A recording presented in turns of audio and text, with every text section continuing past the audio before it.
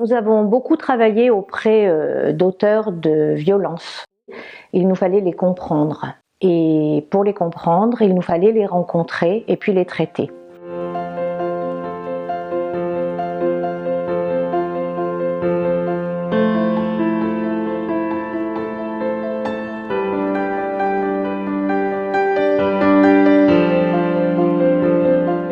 Alors, je m'appelle Jean-Marc Jouff, je suis psychologue, je suis expert à la Cour d'appel de Grenoble. Sandrine Souget, je suis psychologue clinicienne spécialisée en victimologie et en psychocriminologie. Je suis Odile Nesta, je suis psychologue, je suis clinico-criminologue. Clément Ségissement, je suis psychologue et j'ai essentiellement œuvré dans la protection de l'enfance. L'idée de la création passible vient de deux sources. L'investissement que nous avions dans le traitement des auteurs de violences sexuelles et d'autre part, le travail que nous effectuons auprès des femmes victimes de violences conjugales qui réclamaient une intervention auprès des auteurs de violences conjugales. L'idée de soigner les auteurs de violences conjugales alors que les associations de victimes étaient très actives sur le sujet, est apparue comme une évidence pour réduire les violences conjugales et participer à la lutte des violences intrafamiliales lorsqu'il existe des enfants.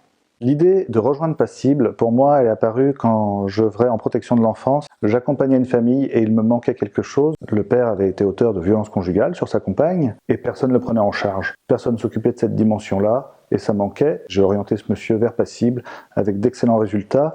Et c'est une vision de la prise en charge qui m'a toujours parlé, c'est pour ça que j'ai enfin la chance de rejoindre cette équipe et ce projet. J'ai rejoint Passible parce que dans la question des violences conjugales, peut-être que dans la question individuelle, n'apportait pas de réponse pour la prise en charge des victimes et je me questionnais vraiment sur qu'est-ce qui se passe dans le lien entre la victime et l'auteur. J'ai d'abord rencontré Passible justement pour m'aider à y voir plus clair sur ces questions-là et la manière dont il prenait en charge les auteurs et donc la question des violences conjugales m'a beaucoup parlé, j'ai souhaité rejoindre cette équipe.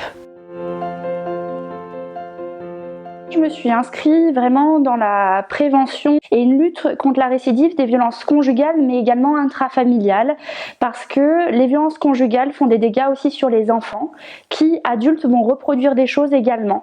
Donc là, on est vraiment dans l'optique de pouvoir travailler sur les souffrances des uns et des autres et qu'il n'y ait pas des répétitions transgénérationnelles. Mes références théoriques essentielles, je crois que c'est Shakespeare, Victor Hugo ou Brassens.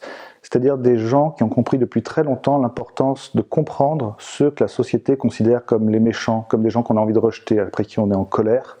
Et je crois que c'est un travail qu'il faut continuer parce que c'était pas n'importe qui ces personnes.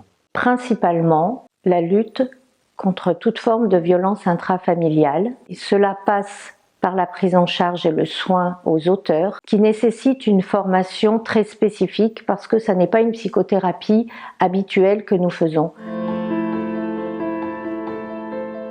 Grâce aux moyens que vous allez nous accorder, Passible va pouvoir se structurer, s'organiser, se développer et grandir. On pourrait recevoir encore plus de personnes si on avait les moyens nécessaires, dans des meilleures conditions, d'autant plus que là, avec le Grenelle des violences conjugales, on voit que la prise en charge des auteurs est vraiment extrêmement pertinent sur des questions de violences conjugales et intrafamiliales.